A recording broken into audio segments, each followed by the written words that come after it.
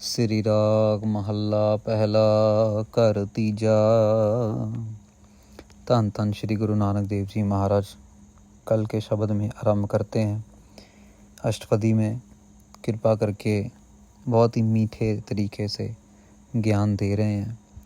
कल महाराज ने कृपा करके समझाया कि भले ही कोई योग कर रहा है, भले ही कोई भोग कर रहा है, सब के अंदर आप ही बस रहे हो, सब के अंदर आप की कृपा, आपकी सत्ता काम कर रही है। हे अकाल पुरख वाहिगुरु जी, आपके बिना और कुछ भी नहीं है। भले कोई सुर है, कोई बहुत बड़ा सूरमा है, कोई बहुत बड़ा कह लो कि मुनि जन है जो मौन रख लेते हैं, मुनि जन, सब के अंदर साथ संगत जी जो भी ज्ञान है वो आपका ही दिया हुआ है।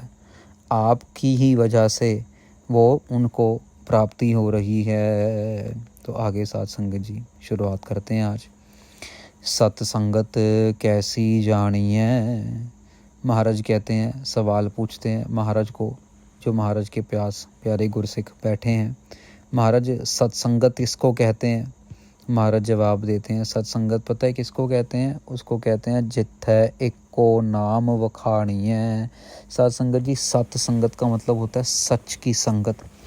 सत्संगत का मतलब होता है सच्चे की संगत। सत्संगत का मतलब होता है जहाँ पे सत्य के अलावा और कोई बात ना हो। अब सत्य क्या है साथ संगत जी? मौत सत्य है और जीवन असत्य है। जीवन ने कभी नहीं रहना और मौत ने हमेशा आना ही आना है। बड़े ध्यान से समझना इस बात को। जीवन ने कभी हमेशा तक नहीं रहना, तो जीवन जो है वो झूठा हो गया। और मौत ने आना ही आना है, भले ही वो कोई पेड़ है, भले ही वो कोई पक्षी है, वो कोई जानवर है, वो कोई भी जूनी है, मौत ने आना ही आना है। तो जो पक्का ही पता है कि आना ही आना है, तो इसका मतलब कि वो चीज़ सच्ची है बिल्कुल। तो महाराज क्या कह रहे हैं? सत्य संगत कैसी जानी है। ऐसी संगत, सच्चे लोगों की संगत, सच्चे पुरुषों की संगत, सच की संगत, ये कैसी होती है महाराज? महाराज कहते हैं जहाँ पे को नाम वखाणी है, जहाँ पे नाम जपा जाता है। सतनाम वाहिगुरु, सतनाम वाहिगुरु, वाहिगुरु वाहिगुरु वाहिगुरु वाहिगुरु का नाम का जाप होता है, जहाँ पे नाम के अलावा और कोई बात ही नहीं होती। जैसे गुरबाणी में पंक्ति आती है साथ संगत जी, पंक्ति आती है, नानक कै घर केवल नाम। गुरु महाराज कहते हैं गुरु नानक के घर में तो सिर्फ नाम ही नाम चलता है और कुछ नहीं चलता। एको नाम हुक्म है, नानक सतगुरु दिया बुझाए जियो।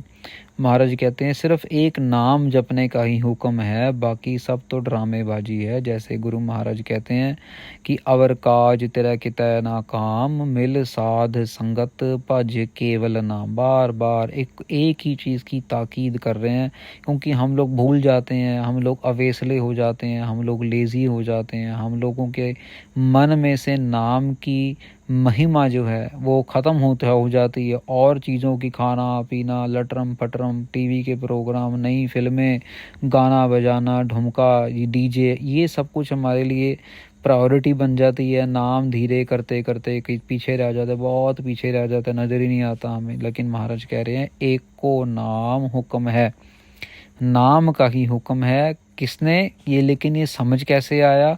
सतगुरु दिया बुझाए जियो। सतगुरु श्री गुरु नानक देव जी महाराज, शब्द गुरु ने, सच्चे गुरु ने ये हमें बुझा दिया है, समझा दिया है। कहते हैं ना, समझा बुझा के बच्चे को भेजना स्कूल, तो बुझा देना मतलब ये ज्ञान दे देना, ये समझ दे देना, समझदारी दे देना।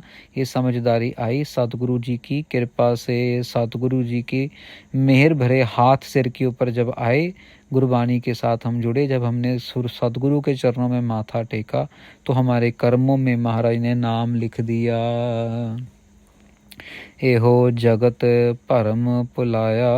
आगे महाराज कहते हैं ये जो जगत है ये खुद भी भूला हुआ है, और इस जगत के अंदर हम भी भूल भुलैया में खो जाते हैं। भरम भुलाया, हमें भरमों में डाल के रख देता है ये जगत। कोई हमें कुछ समझाता है, कोई हमें कुछ, कोई कहता है ऐसे एक लात ऊपर करके नाम जपो, कोई कहता है चौंकड़ी मार के नाम जपो, कोई कहता है आंखें बंद करके नाम जपो, कोई कहता है अपनी सांस से ऊपर उठाओ, सांस से नीचे लेके जाओ, नाम जपो। कोई किसी तरीके का, कोई किसी तरीके का। दुनिया ऐसे वैसे घुमा फिरा के। प्रॉब्लम ये है कि हम किसी की भी नहीं मानते। प्रॉब्लम वहाँ पे आ जाती है कि हम किसी एक की भी नहीं मानते। अगर एक की भी हम बाजू पकड़ ले और मानना शुरू कर देना तो बस बात बन जाती है साथ संगत जी। तो हम अगर बार बार ये समझ लो, आप सफ़र करने निकले और गाड़ी में आपके 4 लोग बैठे हैं और वो चारों ही गाड़ी चलाने वाले हैं, चारों ही ड्राइवर हैं, तो क्या होगा ना साथ संगत जी, हर एक ड्राइवर अपनी जो है वो टिप्पणी देता रहेगा, भैया गाड़ी तेज कर ले, भैया ऐसे मत चला, भैया वैसे मत चला, भैया स्पीड दबा, भैया गियर बदल कर, ये कर वो कर। तो ऐसे ही एक वाकया महापुरुष सुनाते होते, 4 लोग 4 दोस्त जा रहे हैं, गाड़ी में बैठे हैं। नई नई गाड़ी आई थी हिंदुस्तान के अंदर उस टाइम में, तो सबको शौक़ होता था मैं चलाऊँ मैं चलाऊँ मैं चलाऊँ। तो जो गाड़ी का मालिक था, चारों दोस्तों में से सबसे अमीर, वो गाड़ी चला रहा है और दोस्ती बड़ी गहरी है सबके अंदर आपस में। तो दूसरा दोस्त जो आगे बैठा है कहता है, यार गाड़ी तो बहुत अच्छी चला रहा है, तो थोड़ी देर मेरे को भी दे दे, मेरा भी हाथ साफ हो जाएगा। कहते क्या बात है दोस्त, आजा तू चला ले। तो ये दूसरा बैठ जाता है। अब जो दूसरा बैठता है तो उसको देख के तीसरा पीछे बैठा है, तो उसको भी हल्लाशेरी मिलती है कि यार ये गाड़ी तो उसने दे दी, तो मतलब मैं भी मांग सकता हूँ, भले ही मैं गरीब घर से हूँ, मैं भी मांग तो मैं भी सकता हूँ। थोड़ी देर बाद चाय पानी के लिए रुकते हैं, अरे भाई अब आगे मैं थोड़ी देर मैं चला लूँ, हाँ हाँ तू चला ले, कोई प्रॉब्लम नहीं है। अब नए नए लोग गाड़ी चला रहे हैं, कोई स्पीड ज़्यादा कर रहा है, कोई धीरे कर रहा है, कोई गियर देर से बदल रहा है, कोई नहीं बदल रहा है, कोई क्लच दबा के चला रहा है। अब ये जो दोस्त है, परोपकारी वृत्ति वाला दोस्त है, ये कुछ कह नहीं रहा, इसको देख के, तीनों को देख के चौथे को भी रंग चढ़ता है। तो वो चौथा भी आगे जाके बोलता है, भैया मेरे को भी गाड़ी दे दो। अब ऐसे कोई स्पीड पे चला रहा है, क्योंकि पहली पहली गाड़ी में बैठे हैं, चला रहे हैं, और तो किसी को स्पीड पकड़नी आ रही है, किसी को पकड़ने नहीं आ रही है। वो करते करते करते बारी बारी से मैं चला मैं चला मैं चला मैं चला, जो 4 घंटे का सफ़र था 8 घंटे का बन गया। आगे पहुँचे तो पूछा, भाई इतनी देर क्यों लग गई? कहते बस हम मिल बांट के गाड़ी चलाते आ रहे थे तो इसीलिए देर लग गई। अब ये डिस्ट्रैक्शन है, जहाँ 4 घंटे में पहुंचना था वहाँ में 8 घंटे लग गए। क्यों लग गए साथ संगत जी? क्योंकि हम ये दुनिया के भरम भुलेखों में ही पड़े रह गए। हमने मुक्ति तो पा लेनी थी एक ही जन्म में, हमने वाहिगुरु अकाल पुरख जी के चरणों में अभेद हो जाना था एक ही जन्म में। लेकिन क्या है, कभी बच्चा, कभी पढ़ाई, कभी कमाई, कभी दवाई, कभी कुछ करते करते करते करते पता ही नहीं कितने जन्म हो गए। भटक ही रहे हैं भटक ही रहे हैं भटक ही रहे हैं। महाराज कहते हैं आप हो तो खोवाया।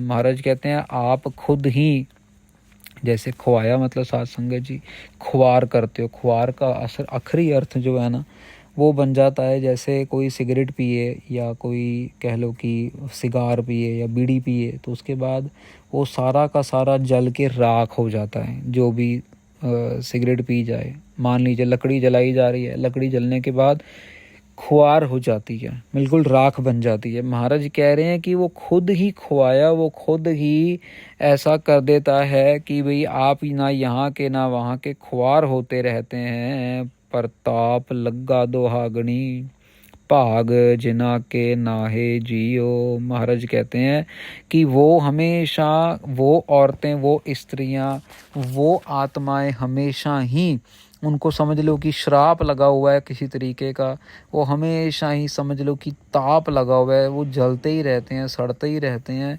जिनके भाग्य में परमेश्वर के साथ एक मिकता लिखी ही नहीं है, जिन्होंने कभी मांगी ही नहीं है। अभी मांगेंगे तब मिले पदार्थ मिलेगा ना साथ संगत जी। मांगते ही नहीं है तो पदार्थ हमें मिलेगा कहाँ से? हम जो मांगते हैं वो दे देता है, क्योंकि वो खुद कह रहे हैं जो मांगे ठाकुर अपने ते सोई सोई दे रहा है। हम जो मांगते हैं वो तो दे देते हैं, लेकिन हम जो मांगते ही नहीं है तो वो देंगे भी कैसे? दोहागनी क्या निशानियाँ। अब महाराज से पूछते हैं, महाराज फिर आपने बोला कि दोहागनी, दोहागनी मतलब जिसका पति उसको छोड़ के चला जाए, जिसका सुहाग उसके साथ ना रह रहा। एक होता है साथ संगत जी मर जाना, ठीक है ना, वो तो विधवा हो जाती है, ठीक है। लेकिन एक होती है दुहागनी, जिसका सुहाग अभी जिंदा है लेकिन उसके साथ नहीं रह रहा है, किसी कारण वजह से उसके साथ नहीं है, उसको प्यार नहीं करता है और कहीं है, या वो अपने पति को छोड़ के स्त्री किसी और के पास चली गई है, वो दुहागनी है। तो महाराज को पूछते हैं, महाराज आपने दुहागनी बोला है, पर दुहागनी किसको कहते हैं ये भी थोड़ा सा आप समझा दीजिए हमें। दुहागनी क्या निशानियाँ। तो महाराज को पूछते हैं, महाराज क्या निशानी है दुहागनी की? महाराज कहते हैं, खसम हो कुथिया फिर है निमानिया। महाराज कहते हैं, जिसके खसम ने उसको छोड़ दिया हो, जिसने अपने खसम को छोड़ दिया हो, वो हमेशा आजू बाजू घूमती रहे, जिसका कह लो कि फिर है निमानिया, जिसका कोई मान ना हो, जिसको सारे गलत नामों से बुलाते हो क्योंकि उसने अपने पति को छोड़ दिया है, क्योंकि वो कहीं और अपना ध्यान लगा के बैठी है, या उसके पति ने उसको छोड़ दिया क्योंकि उसके अंदर ऐसे अच्छी पत्नी वाले गुण नहीं थे, सुहागन वाले गुण नहीं थे, वो कभी यहाँ पे कभी वहाँ पे। खसमों कुथिया मतलब अपने खसम को वो बार बार मिस करती है, बार बार उसको याद करती है, लेकिन इतने अच्छे कर्म नहीं है कि उसका खसम उसके पास, उसका हस्बैंड उसके पास वापस आए। मैले वेस तिना कामनी दुखी रैन विहाय जियो। महाराज कहते हैं, वो कामनी, वो स्त्री, ऐसी स्त्रियों का जो कपड़ा है, गहना है, वो सब मैला है, उनका जो चरित्र है वो सब मैला है। दुखी रैन विहाय जियो, वो दिन रात जो है दुखी रहती हैं, सारी रात वो दुख में निकालती हैं। साथ संगत जी, एक स्त्री के लिए इससे बड़ा और दुख कोई नहीं कि उसका हस्बैंड उसके पास ना हो, और कहीं उसके सामने हो लेकिन उसको प्यार ना करता हो, ये तो उससे भी बड़ा दुख है। साथ संगत जी, ये कुदरत नहीं ऐसा एक कह लो कि बनाया है दस्तूर, इसको कोई क्वेश्चन करे भी स्त्री और मर्द सब बराबर हैं, ये है, वो बातें अलग है, लेकिन जो कुदरत ने बनाया उसको हम चैलेंज नहीं कर सकते, उसको हम मतलब मोड़ नहीं सकते, निचोड़ नहीं सकते। तो साथ संगत जी, कहने का यहाँ पे भाव क्या है? महाराज कह रहे हैं, दुहागनियाँ वो हैं जिनके कर्म इतने अच्छे नहीं, जिनको परमेश्वर की प्राप्ति का ज्ञान हो, जिनको परमेश्वर की प्राप्ति के बारे में पता हो, या वो कुछ चाहती हो, वो सारी उम्र अपनी रोते बिलखते, ये नहीं मिला, वो नहीं मिला, यहाँ से नहीं आया, वहाँ से नहीं आया, मुझे इस चीज़ का दुख, मुझे इस चीज़ का दुख, भगवान ने किया क्या मेरे लिए, मैंने कुछ बुरा नहीं किया, वो सारी ज़िंदगी ऐसी बातें करते करते ही निकाल देती हैं। उनको ये समझ नहीं आता कि तेरे अपने कर्म है भैया, तू ऐसी बातें करके अपना और नुकसान कर रही है, अगले जन्मों को भी तू नरकों में लेके जा रही है, अगले जन्मों के कर्म में भी तू वो कालक मिला रही है, फिर मुड़ के ऐसी ही दुख तकलीफ तेरे को झेलनी पड़ेगी। सुहागनी क्या कर्म कमाया। अब महाराज को पूछते हैं कि महाराज फिर ठीक है, एक तरफ तो दुहागनी हो गई, अब दूसरी तरफ आपने कहा सुहागन, तो भी सुहागन की निशानी भी बता दो। आप ऐसे करो कि सुहागन क्या करती है, सुहागनी क्या कर्म कमाया। महाराज सुहागन क्या क्या कर्म कमाती है, आप ये भी बता दो। साथ संगत जी, दुनिया के अंदर हमें ऐसा लगता है कि जिस स्त्री का जो पति है वो जिंदा है, उसको हम सुहागन कह देते हैं, पर एक बात साथ संगत जी अपने दिमाग में ये डालनी है कि हम जो सब के सब जीव स्त्री हैं ना, हम सब औरतें ही हैं, और सिर्फ एक परमात्मा अकाल पुरख वाहिगुरु जी ही मर्द हैं, बाकी सब के सब जो हैं हम स्त्रियां हैं। मैं आप थोड़ा सा आपको डिटेल में समझाता हूँ। देखो, गुरु ग्रंथ साहब महाराज जी के अंदर भी इस बात को बड़े ही प्यार से, हालांकि गुरु नानक देव जी महाराज आप नारायण का रूप, आप अकाल पुरख वाहिगुरु जी के रूप बन के आए इस धरती के ऊपर, सरगुण रूप बन के आए और अवतार लेके आए। महाराज ने फिर भी अपने आप को इतनी निम्रता में रखा कि सारी गुरबाणी में महाराज ने जैसे अक्षर यूज़ किए, वो किए महल्ला पहला, महल्ला दूसरा, महल्ला पांचवा, महल्ला नावा। महल्ले का जो आखिरी अर्थ है ना साथ संगत जी, अर्थ जो है महल्ला कहते हैं स्त्री को, औरत को। जैसे कह देते हैं कि महाराज के महल, महल का मतलब होता है स्त्री, लेडी, औरत। यहाँ पे गुरु नानक देव जी महाराज से की सारी गुरबाणी को जब आप पढ़ेंगे तो आपको समझ आएगा कि महाराज अपने आप को स्त्री कह रहे हैं, और रिटर्न में कह रहे हैं, बोल नहीं, रिटर्न में लिखा है महाराज ने कि हम तो उसकी स्त्रियां हैं, वो अकेला अकाल पुरख वाहिगुरु परमेश्वर है। अब दूसरी तरफ आ जाते हैं गुरु गोविंद सिंह जी महाराज की गुरबाणी की तरफ। गुरु गोविंद सिंह जी महाराज ने अपनी गुरबाणी जो है वो गुरु ग्रंथ साहिब महाराज में अंकित नहीं की, उन्होंने एक अलग ग्रंथ बनाया जिसका नाम श्री दसम ग्रंथ साहिब रखा। अब आप दसम ग्रंथ जब पढ़ेंगे तो आप सिरलेख देखेंगे, हर एक बाणी की शुरुआत में महाराज ने अक्षर यूज़ किया है पातशाही। महाराज ने कहीं पे भी महल्ला नहीं लिखा, गुरु गोबिंद सिंह जी ने कहीं पे भी महल्ला नहीं लिखा और पातशाही लिखा है। अब पातशाही का मतलब आखिरी अर्थ जो क्या बनता है, वो बनता है पातशाह। पातशाह मतलब एक मर्द, पातशाह मतलब एक मेल, पातशाह मतलब आप अकाल पुरख वाहिगुरु जी। देखो एक ही घर में है, पहले 9 गुरु जो हैं वो महल्ला यूज़ कर रहे हैं, 10वें गुरु आखिरी गुरु जो हैं वो पातशाही यूज़ कर रहे हैं अक्षर। इसीलिए गुरु गोविंद सिंह जी महाराज के लिए ये लाइंस आती हैं, वह प्रगट्यो मर्द अगमड़ा वरयाम अकेला, वाहो वाहो गोविंद सिंह आपे गुरु चेला। महाराज को मर्द कहा गया है, महाराज को पातशाह कहा है महाराज ने अपने आप को। हम जब चौपाई साहब पढ़ते हैं तो आता ना, कभी वो बाच बेनती चौपाई, तो जब महाराज हर एक बाणी के अंदर महाराज ने पातशाही 10वीं, एक ओंकार सतगुरु प्रसाद पातशाही 10वीं, कभी वो बाच बेनती चौपाई, ऐसे हर एक जगह महाराज ने पातशाही 10वीं बरता है अपने आप को ये जताने के लिए कि आ गया है, मर्द आ गया है, आप अकाल पुरख वाहिगुरु परमेश्वर स्वरूप आ गया। तभी तो साध संगत जी अपना सारा सरबंस कुर्बान कर दिया, अपने पिता, अपनी माता, अपने बच्चे सब कुर्बान देख रहे हैं और जकारा छोड़ रहे हैं देखते हुए चमकौर की घड़ी में। और 2 बड़े साहिबजादे तो अपनी आंखों के सामने शहीद करवाए, लेकिन 2 छोटों को तो पता ही नहीं, वो तो अपनी आंखों के सामने भी शहीद नहीं करवाए। अपने पिताजी को भी दिल्ली भेज दिया कि पिताजी आपसे बढ़िया और कौन सा महापुरुष है इस टाइम जो हिंदुस्तान को बचा सकता है, जो हिंदुस्तान की धर्म की रक्षा कर सकता है, जो हिंद की चादर बन सकता है। चादर पता है साध संगत जी, चादर होता है जब जो पूरे के पूरे शरीर को ढक ले। जब इंसान चादर डालता है, जब कोई मर जाता है तो उसके शरीर के ऊपर चादर डाली जाती है, वो पूरा का पूरे शरीर को ढक लेती है। गुरु तेग बहादुर महाराज के नाम के साथ लिखा, गुरु तेग बहादुर हिंद की चादर। ये पूरे हिंदुस्तान को ढकने वाले, पूरे हिंदुस्तान की इज्जत को ढकने वाले गुरु तेग बहादुर महाराज बने। और लेकिन उनको कुर्बानी देने के लिए प्रेरणा किसने दी? 9 साल की उम्र में गुरु गोविंद सिंह जी महाराज ने कहा, पिताजी आपके पास फरियाद लेके आए हैं कश्मीरी पंडित आपसे, और आप कह रहे हो कि हिंदुस्तान को किसी बड़े पैगंबर, बड़े फ़कीर के शहीदी के खून की ज़रूरत है, तो हम ये बेनती करते हैं कि आपसे बड़ा पीर इस टाइम हिंदुस्तान में और कौन सा है?